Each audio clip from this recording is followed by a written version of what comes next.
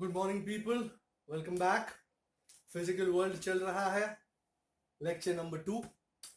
In the last lecture we discussed science, we discussed physics क्या है, we discuss कि physics कहाँ कहाँ तक पहुंचा है।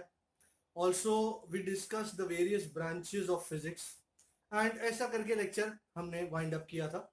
This is the second lecture now. Now you are well versed. Let's proceed further.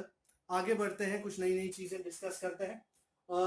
The first thing that I would like to discuss with you is the various states of matter.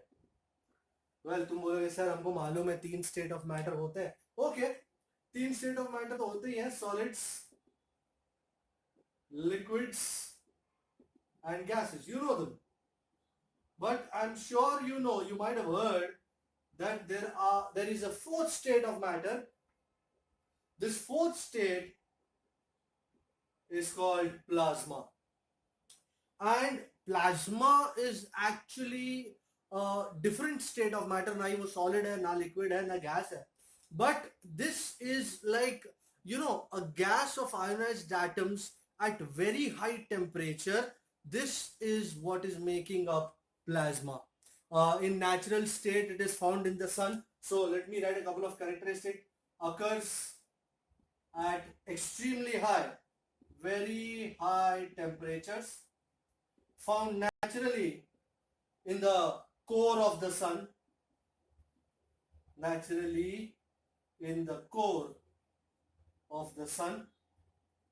ये भी बात पता चली है कि अर्थ के owner most crust में भी ये प्लाज्मा अवेलेबल है and we are trying to develop plasma in laboratories. And ऐसा करने से बहुत सारे एप्लीकेशन भी आते हैं। You have heard of plasma TVs, you might have seen plasma TVs also. तो मेडिकल एप्लीकेशंस में भी इसका इस्तेमाल होता है। We are trying to develop this in a laboratory in the Institute for Plasma Research. It is at Ahmedabad, BHART at Ahmedabad. So artificially also we are trying to develop plasma. बहुत सारी alternative energies का हमको plasma से idea मिलता है। And fourth state के बारे में तो सुन लिया, फिफ्थ स्टेट भी है। फिफ्थ स्टेट है ना, it is called BEC, which is known as the Bose-Einstein condensate.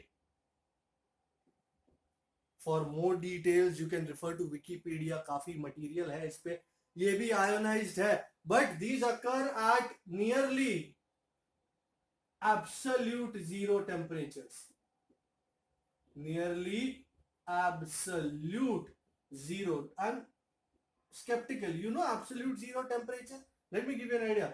Minus 273 degrees Celsius. -273 degree Celsius पे ये BEC, बोज आइंस्टाइन कंडेंसेट अकर करता है। आइडिया दिया था आइंस्टाइन ने, बोज ने भी अपने आइडियाज लगाए और दोनों ने मिलके इस फिफ्थ स्टेट ऑफ मैटर को जन्म दिया। Ionised atoms and stuff like that, very different types of behaviours.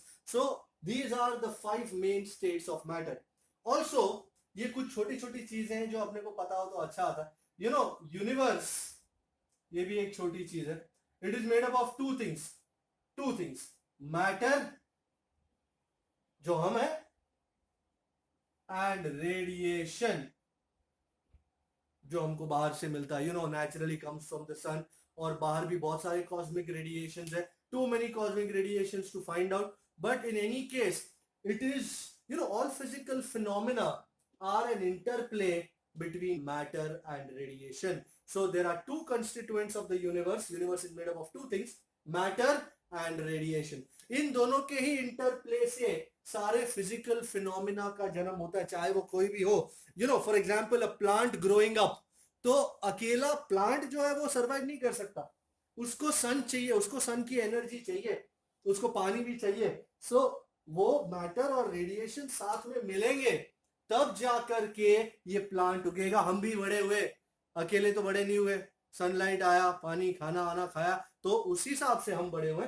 So the universe made up of two things, matter and radiation. So this is what it is. आगे बढ़ते हैं। We are talking about the range of physics. Last time हमने छोटी सी कविता से देखा था कि physics कहाँ कहाँ तक पहुंचा है, कहाँ कहाँ कहाँ से लेकर कहाँ तक उसका रीच है। छोटे से छोटे एटम से लेकर बड़े से बड़े यूनिवर्स तक उसका रीच है। तो तुम बोलोगे सर कोई कोई स्केल्स है, कोई नंबर्स है जिससे we can find out what exactly it is. Yes, we have got numbers, so I call it the range of physics. कहां से कहां तक मेजर कर सकते हैं, what I want to say is कहां से कहां तक फिजिक्स मेजर कर सकता है। So in respect, in terms of length, we can measure from, we are talking about sizes, 10 raised to minus 14 meter, which is the size of a nucleus, से लेकर इतना छोटा, देखो 10 raised to minus 14 मीटर, पता भी नहीं चलेगा, pin से भी छोटा, to 10 raised to 26 meter, which is the size of our universe. Can you imagine that? 10 raised to minus 14 metre तक हम मेजर कर सकते हैं, से लेकर 10 raised to 26 मीटर तक, जो अपने ब्रह्मांड की, अपने यूनिवर्स की साइज है। सो रेंज, अपना फैक्टर ऑफ स्केल्स क्या है? What is factor of scales? Sir पहली बार सुना। फैक्टर ऑफ स्केल्स मतलब रेशियो, सबसे बड़ा अपॉन सबसे छोटा। सबसे बड़ा कितना है? 10 raised to 26, एंड सबसे छोटा कितना है? 10 raised to minus 14। ये पहला मैथमेटिक्स का सम आया, तो देखो जरा आंसर बताओ मेरे को। तुम बोलोगे सर -14 को ऊपर ले जाओ, वेरी गुड। तो 10 raised to 26 plus 14 which is 10 raised to 40, बराबर। This is the factor of scales. So यहां पे आपको पता चलता है, अगर ये सारे नंबर नहीं होते तो would you have been able to tell me how small a nucleus is, or how wide the universe is, or how far you stay from my place? No idea. So कोई मुझसे पूछेगा sir ये measurement नहीं होती तो क्या होता? Physics would have just been a normal stuff without any idea, कोई क्वांटाइजेशन नहीं। मैं भारी हूं, पर कितना भारी हूं? क्या हाथी जितना भारी हूं? नहीं। क्या चींटी जितना भारी हूं? नहीं। I am 70 kg, done.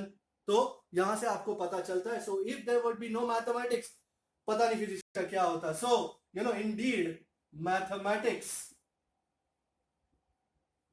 Is called the queen of science.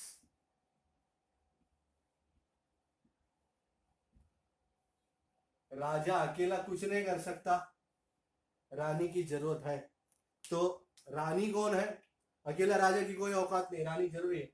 So mathematics science की रानी है।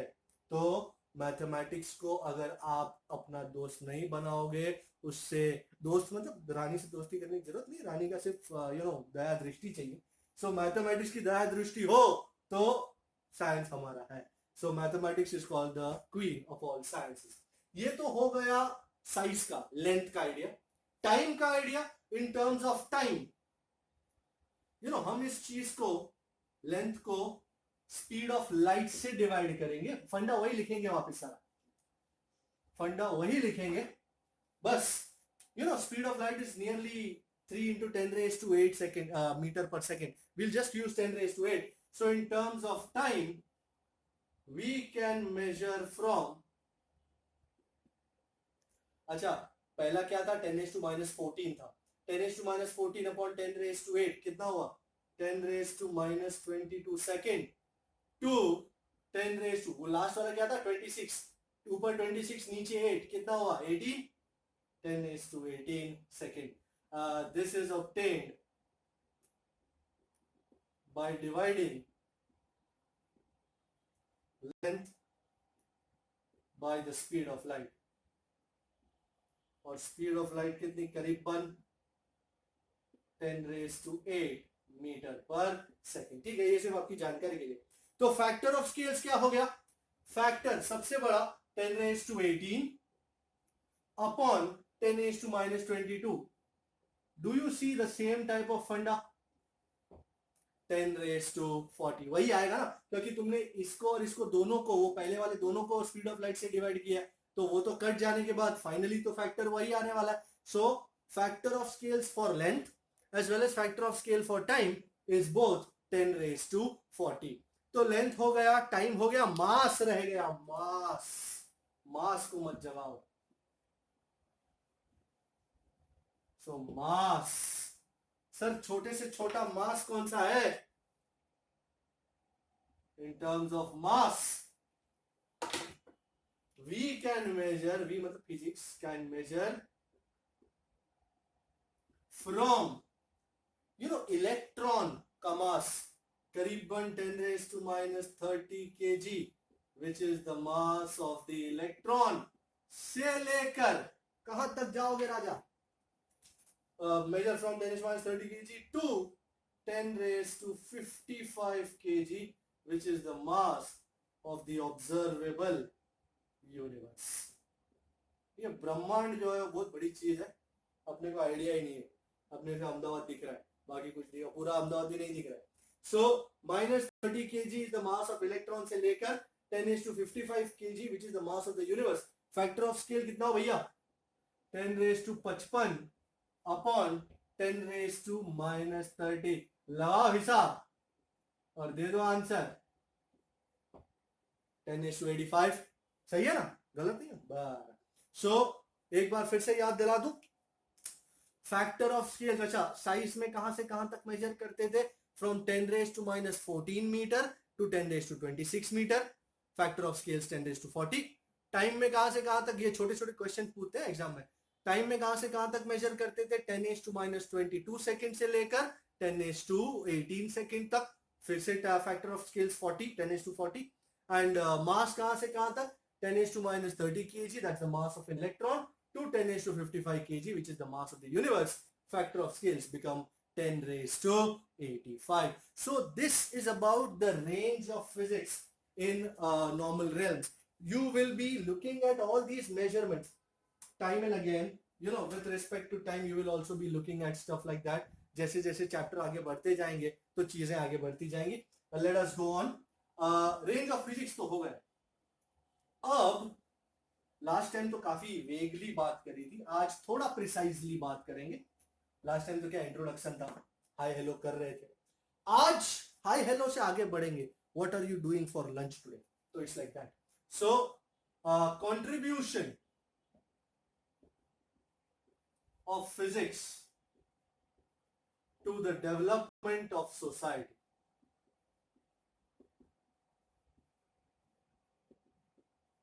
सर हमारी सोसाइटी जो है, यू नो, सोसाइटी मतलब तुम जिसमें रहते हो वो सोसाइटी नहीं, ये सोसाइटी एज अ होल है. I am talking about human society, you know, mankind. Right from the start, from the days we made fire, the invention of the wheel से लेकर, you know, talking about 10,000, 12,000, 15,000 years back से लेकर आज तक physics ने हमें कहां से कहां पहुंचाया. क्या सोसाइटी को आगे बढ़ाने में, क्या मैनकाइंड को आगे बढ़ाने में फिजिक्स का कोई हाथ है हाथ पैर सब कुछ है. क्या है? तो the first question that arises is, the first question, the first topic that we say, you know, physics ने बहुत कुछ ऐसा दिया है जिसने हमारे यू नो सोसाइटी के डेवलपमेंट में बहुत बड़ा पार्ट प्ले किया है. For example, you know, the development of vehicles. The first point, the development of vehicles. And vehicles का डेवलपमेंट मतलब production of engines, due to which, you know, things can go, persons or things can go from one place to another.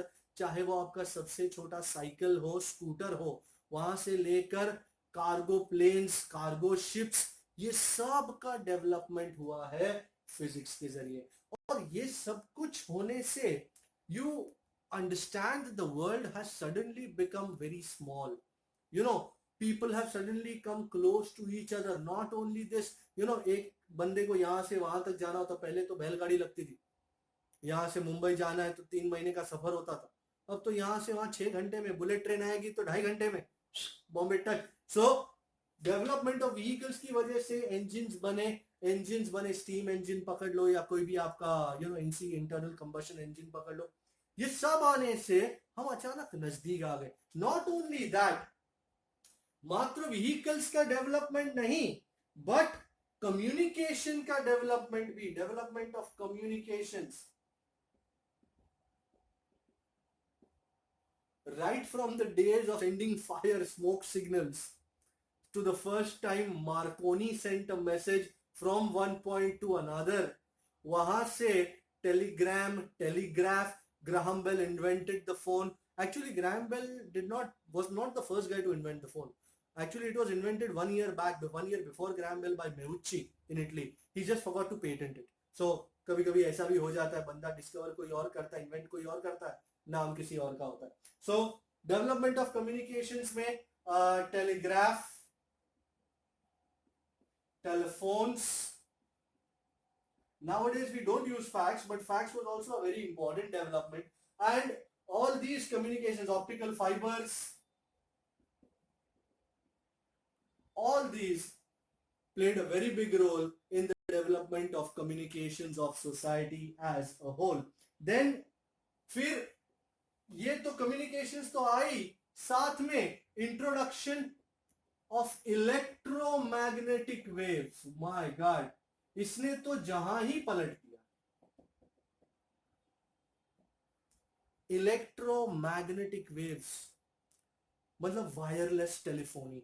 सो इधर से develop हुआ radio, television, wireless technology, और वहां से लेकर हम आज यहां आए हैं। सैटेलाइट के जरिए बातें होती है। So satellite telephony, all these optical fibers and stuff, like I'm sure you know optical fibers transmit data in the form of light.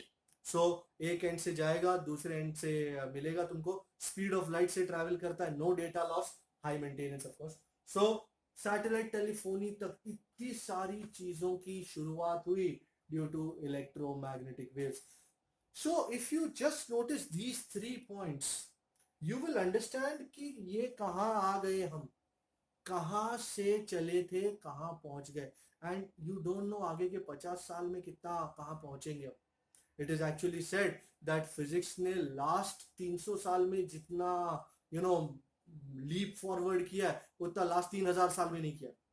सो आगे के 30 साल में क्या होगा, ये तो रब मालिक है, आप लोग पता नहीं क्या क्या झंडे गाड़ोगे। So all the very best उसके लिए। But all these things have contributed heavily to the development of society as a whole. And ये तो सोसाइटी का डेवलपमेंट हो गया। अब टेक्नोलॉजी के डेवलपमेंट में, हाँ टेक्नोलॉजी भी सोसाइटी को बेनिफिट करने के लिए है, बट उस टेक्नोलॉजी के बहुत सारे अलग अलग मायने होते हैं, उसके बहुत सारे अलग अलग उपयोग होते हैं। So let us just check out कि अलग अलग फील्ड्स में, अलग अलग एरियाज में, अलग अलग सेक्टर्स में फिजिक्स ने क्या क्या कंट्रीब्यूशन किए हैं। सो contribution of physics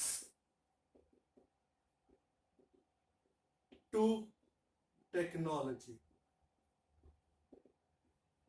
Now there are many areas where I can start talking. The first and the most important area आज की एज में जिसकी बहुत ज्यादा तात्कालिक जरूरत है, वो है मेडिकल टेक्नोलॉजी। मेडिकल टेक्नोलॉजी में आई एम श्योर जो लोग देख रहे हैं दे विल स्टार्ट काउंटिंग क्या क्या दिया फिजिक्स ने मेडिकल टेक्नोलॉजी में। आओ शुरू करिए। मेडिकल टेक्नोलॉजी में क्या दिया? सबसे पहले तो x-rays. I am sure you heard about x-rays, you might have seen also, खुद का भी एक्सरे करवाया होगा कभी, हाथ पैर टूट गया, डॉक्टर के पास जाते, सर एक्सरे ले लो पता चले क्या है, जिससे आपको डॉक्टर साहब नापते हैं क्या भाई, खांसी करो, ये करो, स्टेथोस्कोप। फिर you might have heard of MRI, CT scan, I am sure you heard of ECG, भाई दिल की धड़कन important, x-rays, sonography, it's called USG, ultrasonography, बहुत सारी और भी चीजें होती हैं, but I am just listing the main important ones. फिर क्या था, क्या नाम दिया था? ECG, दिल की धड़कन, दिल का हाल नापने का मशीन। बहुत अच्छे हाल हो तो ठीक है, इसका फुल फॉर्म है इलेक्ट्रो कार्डियोग्राफ। अच्छा, have you heard of EEG? दिल की सेहत नापने का मशीन है ईसीजी, दिमाग की सेहत नापने का मशीन है ईईजी। इसका फुल फॉर्म है इलेक्ट्रो एनसेफालो PHALO ग्राम। फिर एमआरआई, नाम तो सुना होगा, एमआरआई कहीं देखा भी होगा, शायद अस्पताल में गए हो तो। Magnetic resonance imaging. और इसी चीज में, एमआरआई में ही काम आता है दो इंपॉर्टेंट चीज है। एक तो है NMR which is called nuclear magnetic resonance. इसमें क्या होता है, let me just explain it to you. Atoms या न्यूक्लियाई को उठाकर हम रेजोनेंस, एक मैग्नेटिक फील्ड में डालते हैं, और उसकी वजह से जो रेजोनेंस पैदा होता है, जो दूसरे फील्ड के साथ एकता पैदा होती है, उससे बहुत सारी चीजों में हम काम भी ले सकते हैं। सो मैग्नेटिक रेजोनेंस इमेजिंग में भी NMR का काम है। जैसे न्यूक्लियस को घुमाते हैं, इसमें ESR, इलेक्ट्रॉन स्पिन रेजोनेंस, इसमें इलेक्ट्रॉन को घुमाते हैं, means we subject it to a magnetic field, a very high magnetic field, and finally based on that we can see the properties of various atoms and molecules and stuff like that, also used largely in medical fields. So NMR और ESR। और क्या क्या याद आ रहा है आपको? कुछ याद आ रहा है आपको? लेजर का नाम सुना है? सर्जरी वर्जरी करने के काम आता है। आंखों की सर्जरी होती है, किडनी में से स्टोन निकाल सकते हैं, गॉल ब्लैडर में से स्टोन निकाल सकते हैं लेजर के जरिए। It is called light amplification due to, बड़ा नाम है इसका, पर टेंशन लेने का नहीं, कोई पूछेगा नहीं, पूछ भी सकता है। Stimulated emission of radiation. नाम याद कर लोगे तो चॉकलेट मिलेगी। ओके, सो लेजर होता है, ऐसे तो मेजर भी होता है, बहुत कुछ होता है। सो ये तो अभी शुरुआत है। मेडिकल में हमने सिर्फ थोड़ी थोड़ी चीजें देखी, the list is endless people. CT scan, cat scan, Doppler, color Doppler, and so on and so forth. So many machines, so many things. I'm sure you've seen in movies, wherein they, अच्छा, the blood pressure meter, आप doctor के पास जाते हैं, कोई बड़ा बुजुर्ग जाता है कि sir I have a problem, तो he will say let me check your blood pressure. So that BP machine, what is it called? What is it called, people? Sphygmomanometer. ससरी जुबान टेढ़ी हो जाए। स्फिग्मोमैनोमीटर, वो बांध के फुस फुस करते हैं, मर्क्यूरी कॉलम ऊपर नीचे होता है, वहां से डॉक्टर को पता चलता है यू आर गुड और यू आर बैड, या मामू लेट जाते हैं तो वाट लगेगी। So something like that, that is called sphygmomanometer. So all these things come in medical techno. आगे बढ़ते हैं तो मेडिकल टेक्नो में लेक्चर निकल जाएगा। मेडिकल टेक्नोलॉजी के बाद let's talk about defence technology, one of the most important areas in which physics has contributed heavily. देश की सुरक्षा, डिफेंस,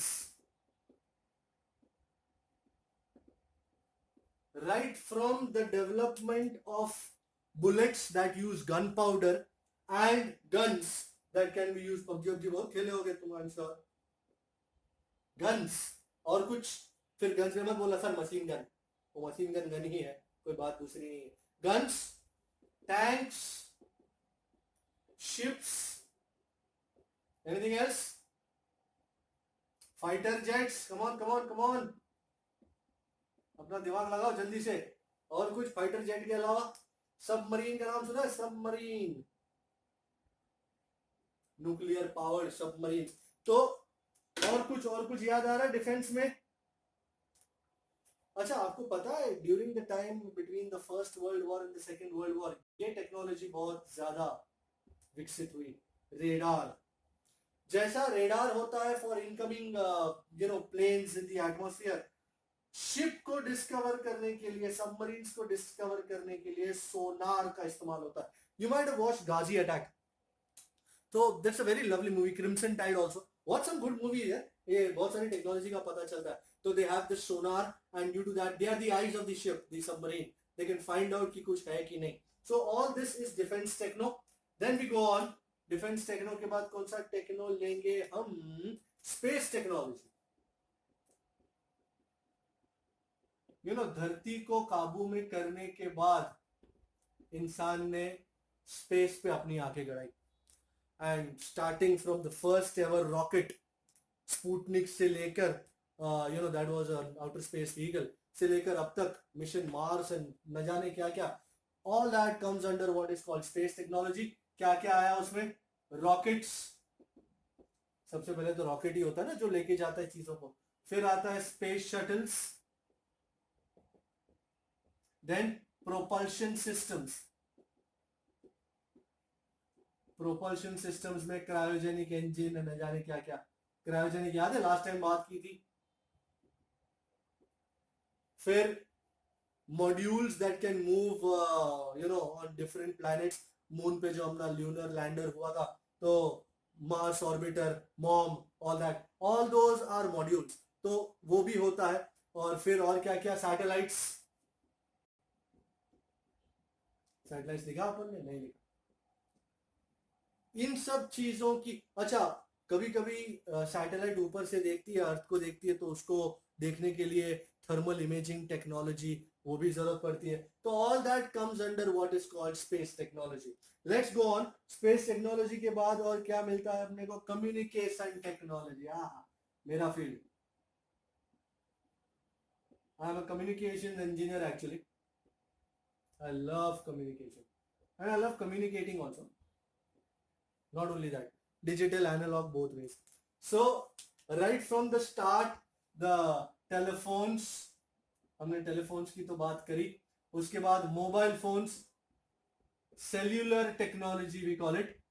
सेल्यूलर टेक्नोलॉजी के बाद कौन सी टेक्नोलॉजी आती है? Satellite phone, optical fibres. फिर और कुछ satellite telephones. Okay, what else? USB cables. Okay, I will give you that. USB cables के अलावा क्या? Fax, emails. We have developed a lot. So all this comes under communication technology. ऐसे तो बहुत सारी टेक्नोलॉजी है कम्युनिकेशन में भी. You know, broadband technology, ionospheric propagation, ground wave propagation, antennas and dishes, you know, satellite dishes and microwave guides. अरे the list is endless. Communications engineering लोगे तो ये सब आएगा. बहुत बहुत इंटरेस्टिंग चीजें होती हैं. तो ये सारा हो गया कम्युनिकेशन टेक्नोलॉजी.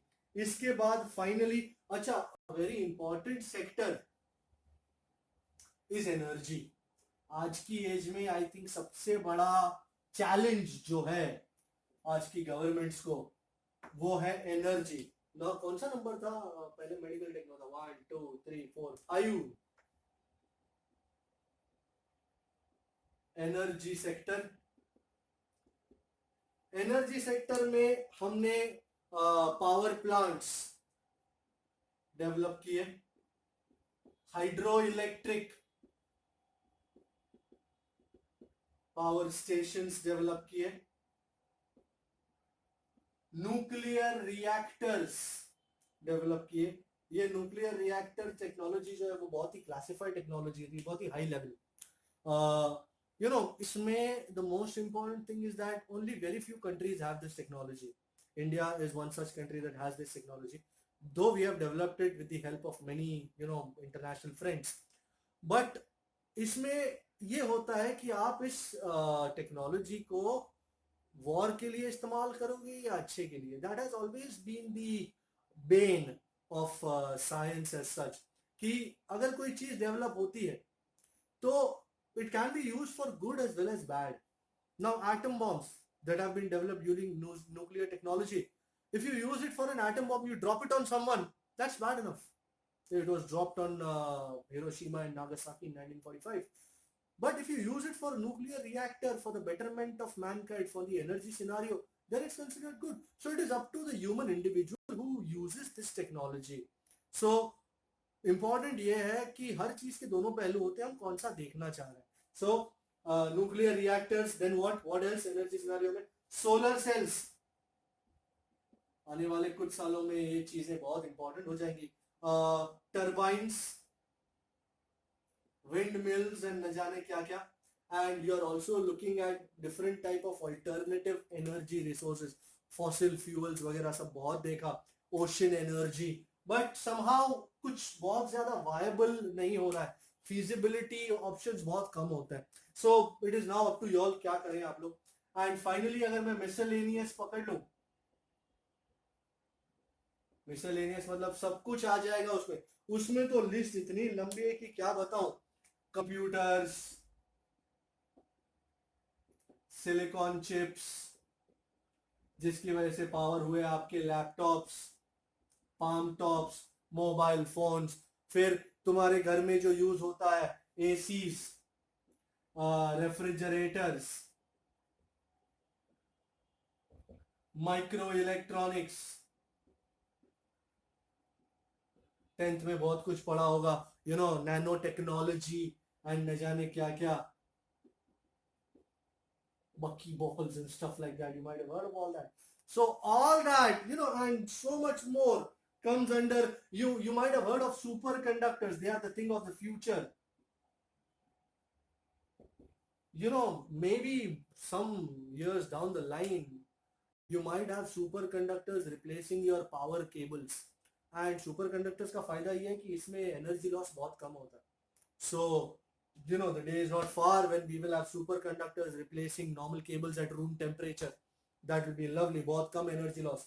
और ये सब चीजों में I'm sure you've heard of LHC. LHC का full form है Large Hadron Collider. ये 3 देशों के नीचे बना हुआ एक बहुत बड़ा टनल है. और ये इतना बड़ा टनल है, इसमें particles को घुमाया जाता है at the speed of light, and we are trying to recreate the Big Bang. So this has been developed by CERN, Center for European Nuclear Research. So this is LHC. We have also developed ITER, International Thermonuclear, नाम तो ये पूरा ले लेगा board, nuclear experimental reactor. पूरा लिखने में मेरी सांस फूल गई. International thermonuclear experimental reactor. आजकल बहुत सारे देश मिलके काम करते हैं, वो अच्छा होता है. Sharing technology and stuff like that. दोस्त मिलके टेक्नोलॉजी शेयर करें तो सबको मिल जाती है, ज्ञान बांटने से बढ़ता है. तो ये सब चीजें हो रही हैं. सो all this is the development of society and technology. Here the introduction stuff ends, and now we go on to a more serious part of this chapter, which is called forces. Now this is where the actual physics tends to start. तो forces, ये forces तुमने बचपन से देखा हुआ है, आपके physics में भी आता था 8th 9th 10th में and all. Forces, how do you define forces? Sir force तो फोर्स होता है, धक्का. उससे होता क्या है? धक्के से क्या होता है?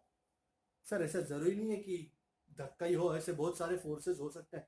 मैं चलता हूं, नीचे फ्रिक्शन है मेरे पैरों और जमीन के बीच में. यस, मैं कोई 5 किलो की चीज उठाता हूं या डंबल से एक्सरसाइज करता हूं, my muscles tend to stretch and compress. That is my muscular force. I lift anything up, that is my muscular force. Then there are so many forces like this. आप पतंग उड़ाते हो तो पतंग के मांझे में टेंशन होता है, फेयर ना. फिर स्प्रिंग को खींचते हो. Guns are based on spring technology. You load a gun. What are you actually doing? You are pulling back the spring. गोली आगे आ जाती है, एंड जब आप शूट करते हो, गोली में स्प्रिंग का पूरा फोर्स आता है और गोली पूरा डैमेज करती है. सो स्प्रिंग का फोर्स, ये तो बड़े बड़े फोर्सेस. अच्छा, आप स्विमिंग पूल में जंप मारे, वहां से ऊपर आए ढप ढप ढप करके, so pressure of a liquid. फिर अगर कोई बॉल तुमने डाला तो वो बॉल भी ऊपर आया, तो ये सारे विस्कस फोर्स. फिर आपके what do you call it, you might have seen this, national geographic channel पे या एनिमल प्लैनेट पे देखा होगा. कुछ इंसेक्ट्स होते हैं who can walk on the surface of water, that is called surface tension. तो ये सरफेस टेंशन भी एक बहुत इंपॉर्टेंट फोर्स है।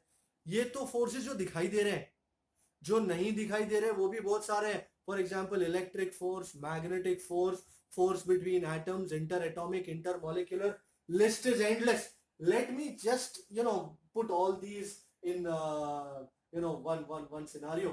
The various types of forces are, you know ये ग्रेविटी, इसको ग्रेविटेशनल फोर्स बोलते हैं, muscular force, frictional force between two surfaces, फिर विस्कस फोर्स, लिक्विड्स में होता है ये, force due to surface tension,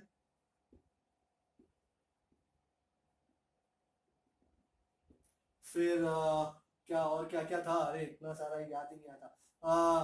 force in a tension in a string, force of stretched spring या compressed spring भी चलेगा। ये सारे macroscopic forces, forces which you can see. Microscopic में जो दिखते नहीं है पर होते हैं, electric force, magnetic force, inter atomic,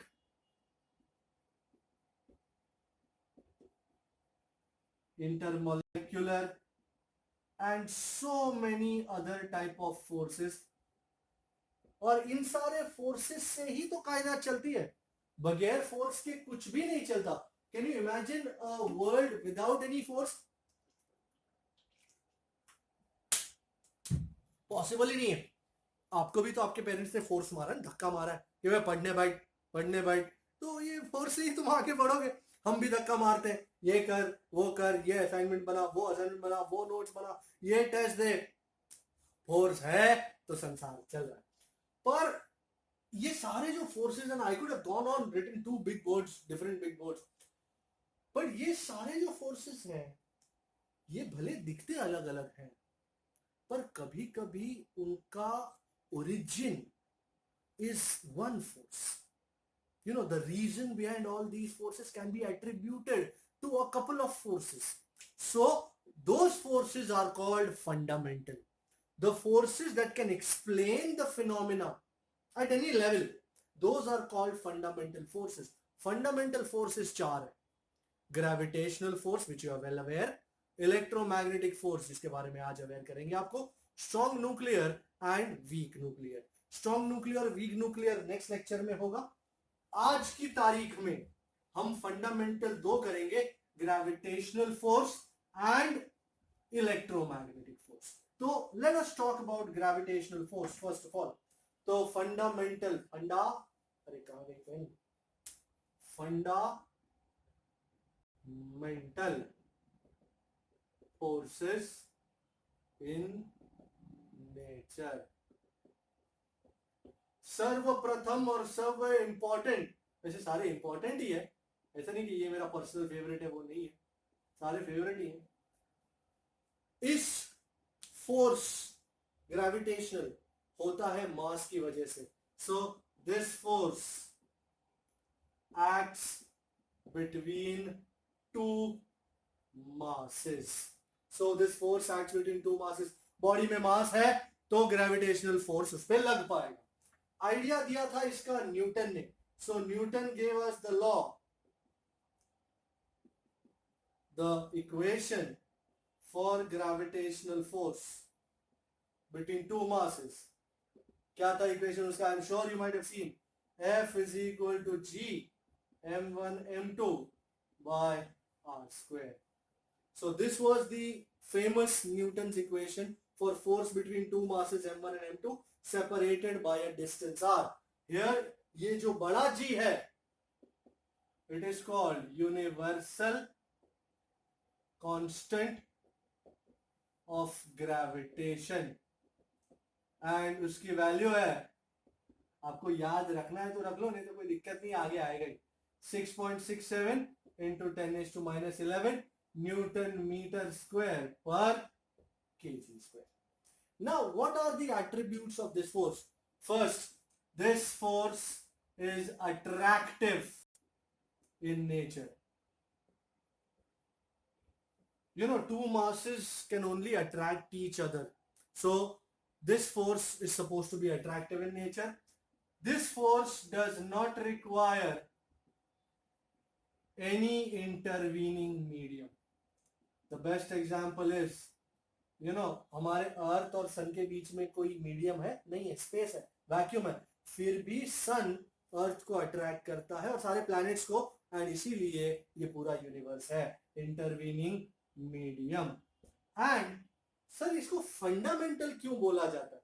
okay अच्छा, इट इज एक दुख की बात है, it is the weakest of all forces. चारों फोर्सेस का सबसे वीक ये all four forces,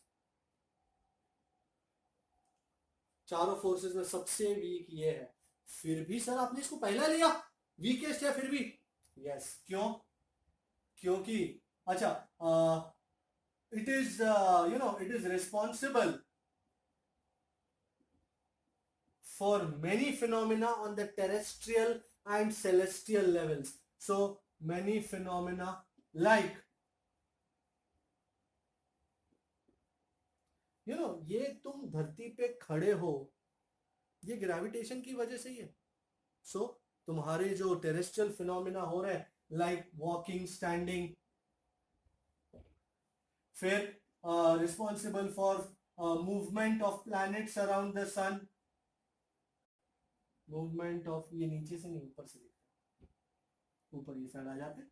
gravitational force को, ये फंडा को भी उड़ा देते हैं. आई एम श्योर आप देख ही रहे, संजय नोट्स भी बना रहे. Motion of earth and other planets around the sun. It is also responsible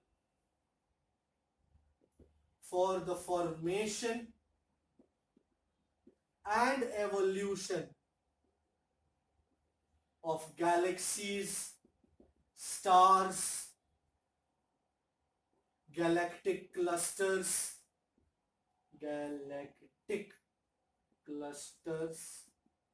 etc.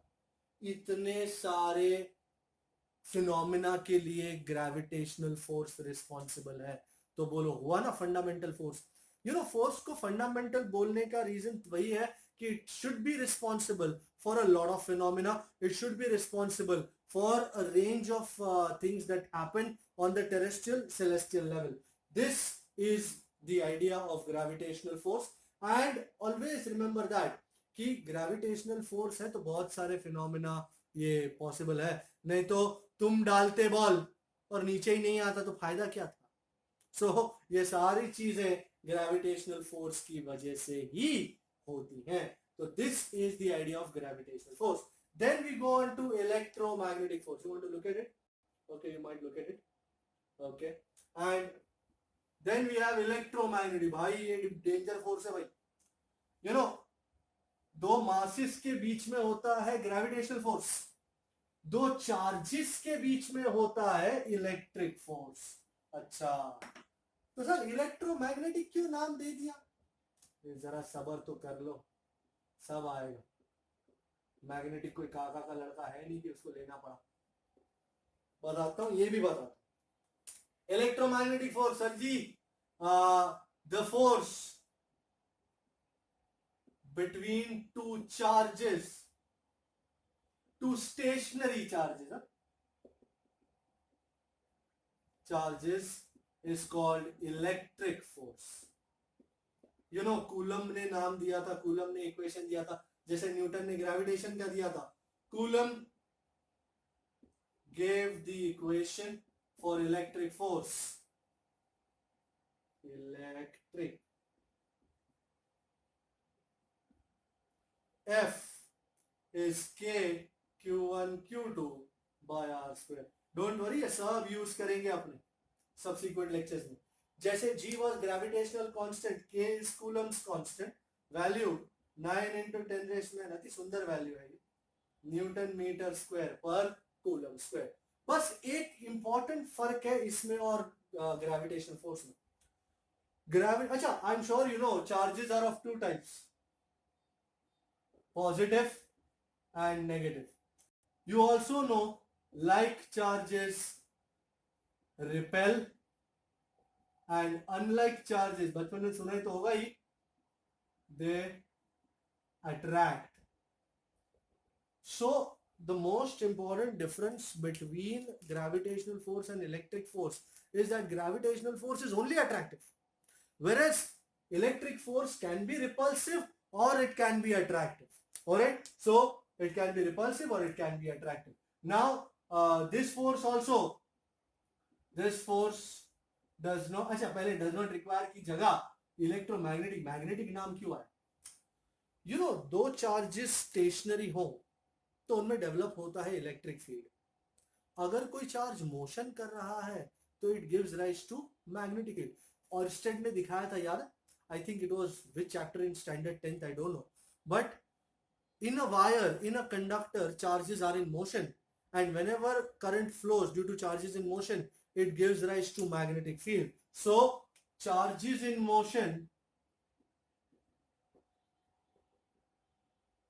give rise to magnetic field, and when a charge is kept in a magnetic field, it experiences a force. अंदाजा आया? नहीं?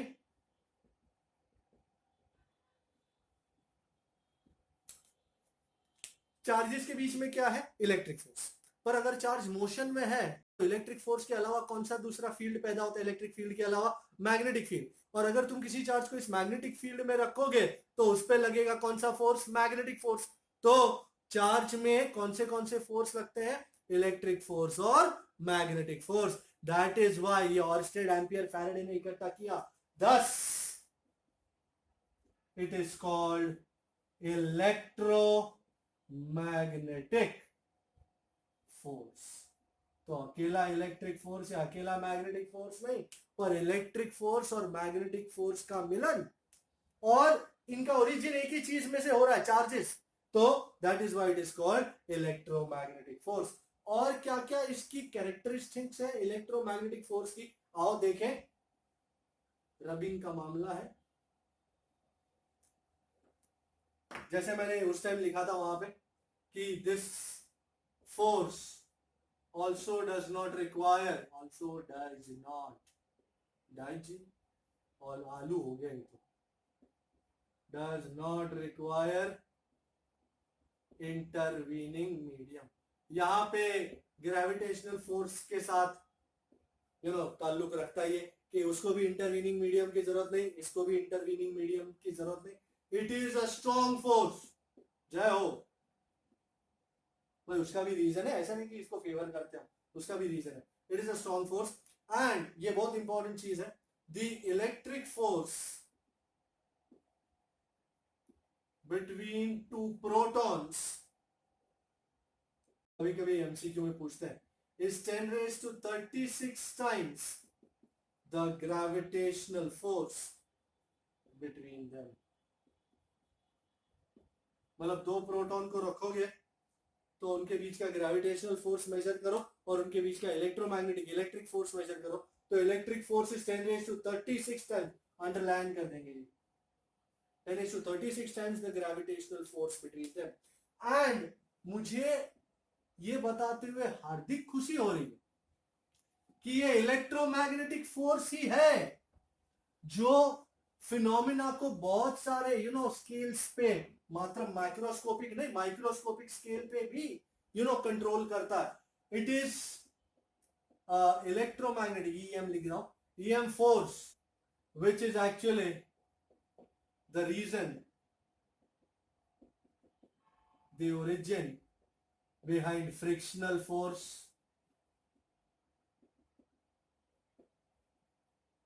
tension in a string,